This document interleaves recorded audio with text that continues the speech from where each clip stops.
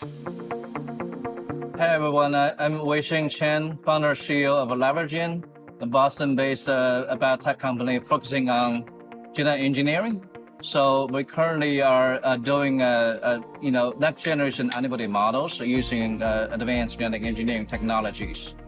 So we want to tackle this therapeutic antibody field. There are many platform technologies for generating fully human therapeutic antibodies. So transgenic mouse being one of the major approach right now. So there are some earlier companies, and the later ones are Regeneron. So Regeneron obviously is the leader for this field. And as you can see, that Regeneron, about 10 years ago, they produced this immune mouse, which really turning them from a small biotech to a pharmaceutical giant.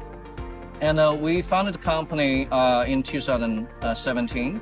So we are focusing on genetic engineering, and we are currently focusing on making several antibody mouse models. So starting with a single domain model, we call it Singularity Suite. And another one is a Universality Suite that is focusing on the common light chain models. And the third suite is an Infinity Suite. It's going to be a better version, so that'll be a more comprehensive model compared to Regeneron's. This is our current team. So we have a scientist working on genetic engineering, and also a team on this antibody discovery, also on this AI and data science part.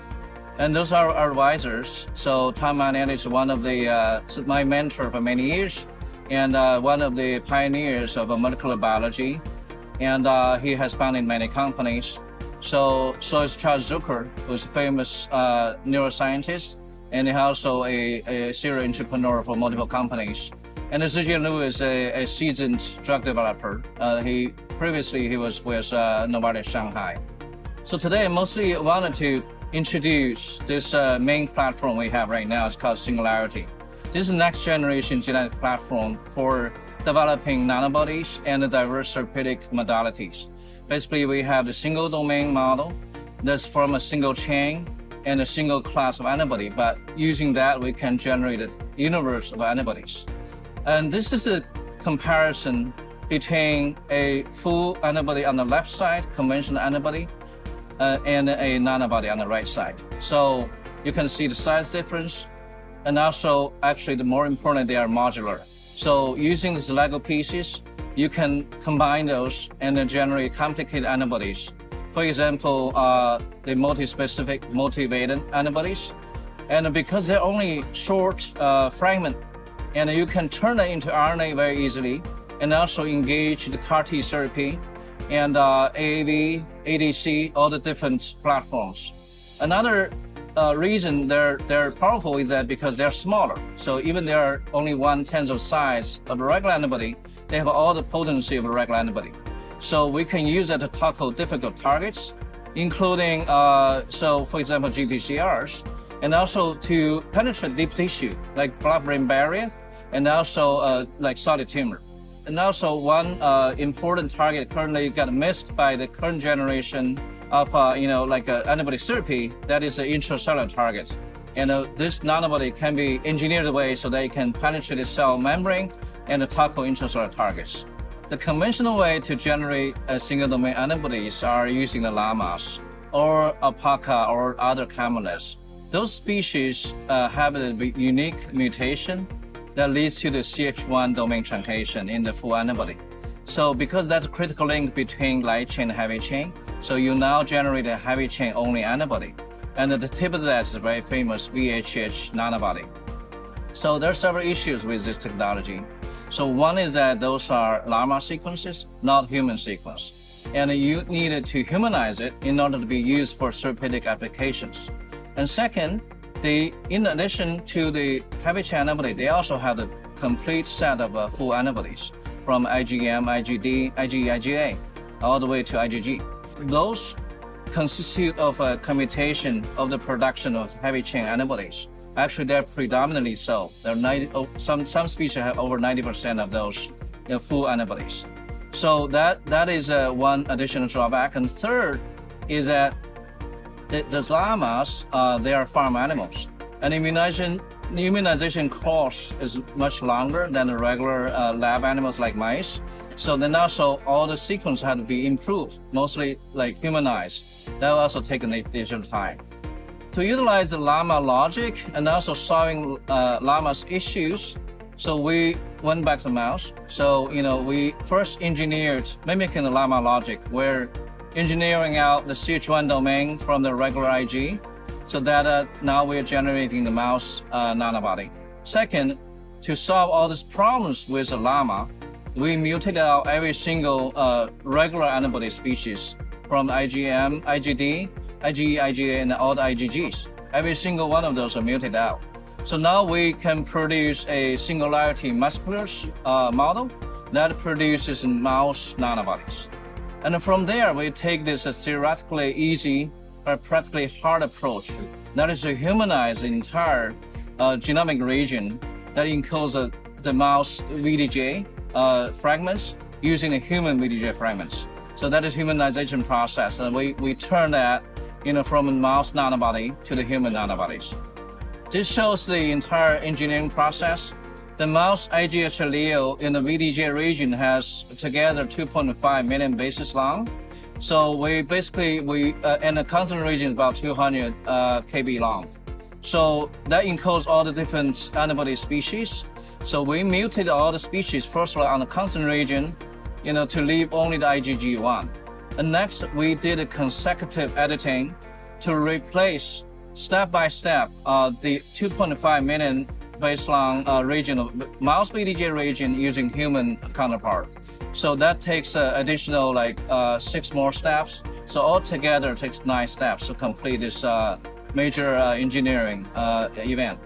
We have a fully tested mouse. The mouse are now shown to be producing only the heavy chain antibodies, and also the B cell development profile fully normal. And also we found that the mouse have a very strong immune response to different antigens.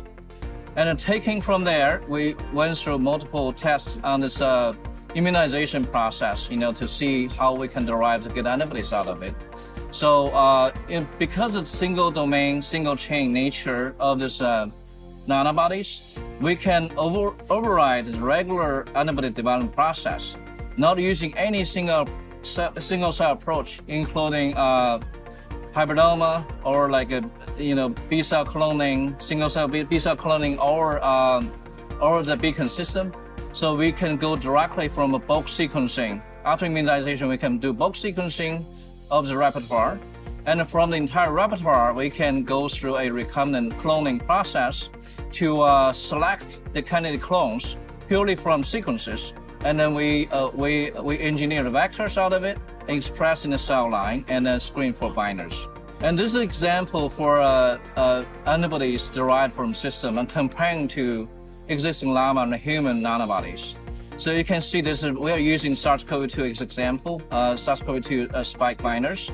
So you can see the red dots are actually human nanobodies generated from our system. And then the blue dots are the mouse nanobodies from our system. And that compared to the other llama or human nanobodies. So they're highly comparable, and then our system can generate nanobodies in the 10-8 to 10-12 range, which is very, very high affinity. Those nanobodies we derived from our system shows superior stability, target affinity, and also neutralizing potency. And as you can see from the slide, they have really good receptor binding capability and also pseudovirus neutralizing potency. So one of the salient features of the nanobody is that you can easily turn them into multivalent or multi-specific antibodies. So here you can show we can see the example that simply by synthesizing, without complicated engineering, we can turn that into a multivalent antibody that shows very high potency compared to monovalent. And also from monospecific to bispecific is also very easily done. So you can see much higher potency after that simple engineering. This is our system, Singularity Sapiens, which is the next generation mouse model for fully human single domain discovery, antibody discovery. And they are targeted instead of transgenic, so solving all the regular issues with transgenic mouse, which is limited on its diversity, limited on the regulation because of the size restriction. And second, we included a complete human VH repertoire into the mouse allele. so they're expressed in the right place, and then with a complete human repertoire. And also, they only produce heavy chain antibodies. This mouse has nothing else, no regular antibody produced, solving all the llama issues.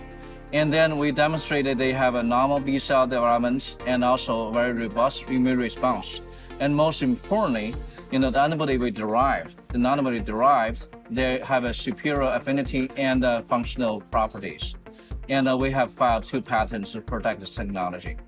And right now, we are licensing this model to multiple pharmaceutical companies and also working on internal programs, so centered on several aspects. One is to generate bispecific antibodies for T-cell engager, NK cell engagers.